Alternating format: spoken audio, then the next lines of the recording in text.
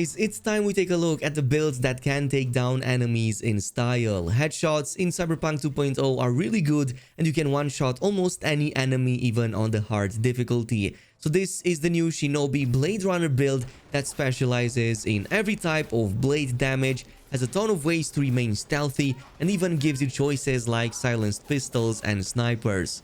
Now, this build has a lot of ways to approach combat. One of my favorites is going in very quickly using throwing daggers, aiming for the headshots and taking down entire groups of enemies before they even get a chance to react. Similarly, you can go in with a silenced pistol and do it even faster, aim for the headshots and gain even higher benefits, as well as taking down enemies from afar.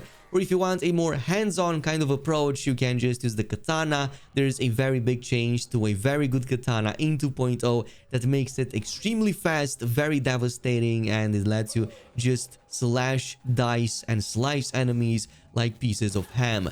So let's get started with the items. Of course, these are the end game ones, but you can start creating this setup fortunately from very early on. You can just get any katana, any dagger, and fortunately you also get Jackie's pistols from very early on. So this setup already works by Act 2. But in the end game, you're going to try to aim for Byakuo. This is what you get from Wakako if you finish all her 8 gigs. So this is by far the best because it went through a massive change. If you take down an enemy with it, it's going to temporarily buff your speed with the slashes you do with it, so your attacks will just feel much faster than any other katana in the game. And also a huge thanks to one of you guys who pointed it out to me because this literally made the build even better than before.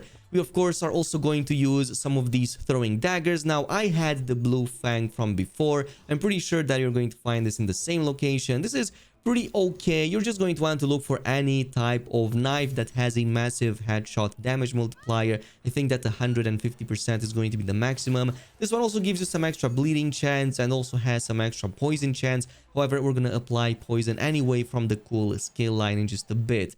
And the very early on iconic pistol I'm using in my case is the Jackie iconic that you get from the Ofrenda if you go ahead and complete this. So this is also changed drastically in the new update. It is now much better. One of my go-to iconics in the early stages in 2.0. A very good headshot damage multiplier, and you can also add one of these silencers to it. Purple quality, especially ones that come with at least 100, maybe even 150 stealth damage on top. So totally very helpful. Now with the skill tree, we're gonna go with 20 into reflexes, technical ability, and cool. And then if we have any extra points, we're gonna eventually push 9 body and 9 intelligence once Phantom Liberty drops. But until then, you're going to likely start with about 15 into reflexes so that you get a bit of the dash and some of those bonuses to katanas, and then immediately dump everything into cool because this is going to give you some other big bonuses. And finally, we're going to finish it off with the technical ability, especially if you started this build from early stages. This is the normal route I went with. But starting with reflexes, obviously we will use dash. This is a very mobile build, so we're going to go with everything up until the tailwind. This is going to help us with our stamina regen problems. As we keep air dashing and double jumping all the time, we're going to get a ton of stamina back all the time. Mad Dash here is going to be even more useful than any other build. It doubles our dash range towards enemies, and we can then couple this with the leap attack or the strong attack on the katana from the Flash and Thunderclap, which is going to let us use this leap attack towards the target. And we can actually couple the double range from the dash with the leap attack to basically cover double the distance we normally can. It lets us not just reach enemies much further away, but we can even readjust while in air. Maybe you just dashed, you can charge a leap and then directly go to a target. It's a very awesome and fun way to play it that way. Now, if you don't have enough perk points for now, you can just stop at the lead and steel plus the 2 bullet deflect and bullet time upgrades right here onto the side, and just leave it at that for the katanas because this is what gives you most of the benefits from it. Everything above this line is going to be mostly centered around finishers, which are still good. They give you 25% health back. That is going to be very good. Plus, you gain some other bonuses to attack speed if you use finishers, and even making enemies more susceptible to finishers, even if they aren't at low HP, with the Slaughterhouse and Opportunist, and like even going the distance, but not like 100% mandatory until the end game, or if you're playing on the very hard difficulty or hard difficulty. So if you don't struggle with taking down enemies, you can skip that for now and come back at it later. And this brings us to the cool skill line, and this is where we spend most of our points in. That's because on the left side we have all of these bonuses to silence pistols and all of that. On the other side we have the ones for the throwing daggers. So this is also why we spend some points into feline footwork and ninjutsu. They still give you the possibility to go in stealthy and be undetected in most fights, but eventually I wanted to reach the style over substance, which gives us those guaranteed critical hits with the throwing knives, especially as we constantly dash, dodge, slide, and crouch sprint anyway. So even if you don't hit headshots, you still get guaranteed critical hits. Now for the throwing daggers, we have a bunch of very big benefits. Now one of them is the killer instinct, which applies to everything, not just that. So even silenced pistols gives us a plus 25% damage when we aren't yet inside combat.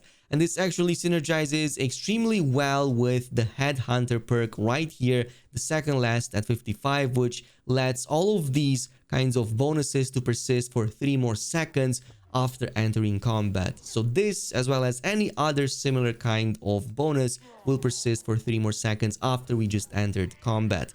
Right next to it, there's Gag Order. This is going to help you a ton to delay enemy detection if you hit an enemy that just detected you. So this helps a ton to still persist with those bonuses. We also have the Scorpion Sting, which is going to apply a poison over time effect when you hit enemy with headshots, and you have all these other benefits to enemies that have been poisoned. So for example, you can also blind them and disable sprinting for them with the Neurotoxin, or the Parasite, which gives you 15 health on critical hits and headshots. This helps a ton to regenerate HP, especially with Sedavistan. And my favorite, Corrosion. Did you think that robots, drones, or turrets are safe from your poisons? Heck nah, these are going to get the same damage over time too. And then we're gonna get the Juggler. This is where it becomes a lot more interesting, because now you get an instant cooldown reset on your throwables if you hit headshots with your throwing daggers, or if you critical hit, which you do all the time anyway. So you're going to go from one enemy to another, headshot, headshot, headshot. This is your playthrough right there.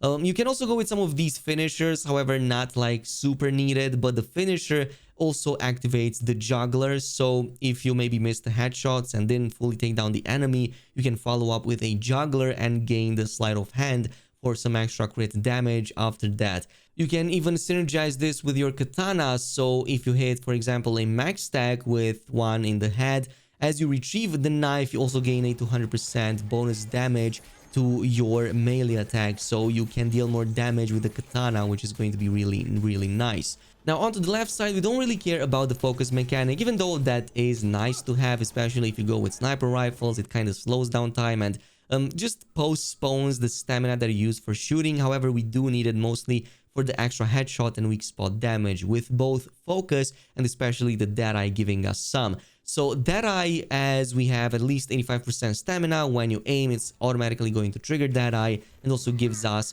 additional 20% headshot damage and weak spot damage, plus the no bullet spread. So perfect for the pistol build to gain extreme precision.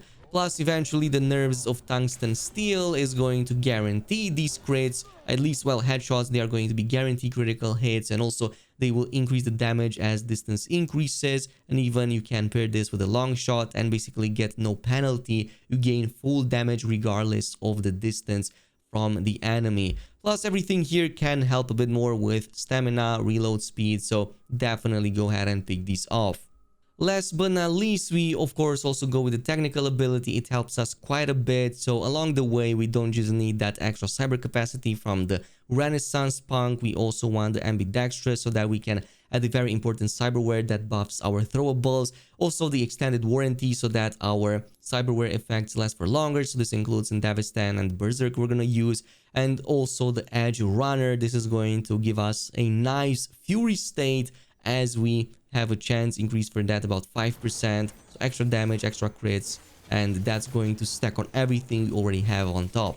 Now for the cyber implants, we kind of have a couple of options for the operating system, so either Biodyne Berserk if you're going with katanas, or the Apogee Davistan if you're going with the silence pistol or the throwable daggers. So the Berserk is the best option if you purely focus on katanas. You gain the massive attack speed, you gain those massive critical chance boost and damage. So this is going to be the best if you're fighting exclusively max stack and on the hard difficulty. In fact, it was the only way I could deal with them because it completely prevents me dropping from below 25% HP. This will keep you alive as you try to take them down with increased attack speeds. But if you're going with the throwable daggers or if you're going with the silenced pistol, the Apogee is going to be the best. You also gain that bonus to headshot damage, and if you're playing this properly and take down at least like 6 enemies in the time window you have during this, you're going to have almost no cooldown on the Apogee, at least with the setup. It makes it incredibly fun that way.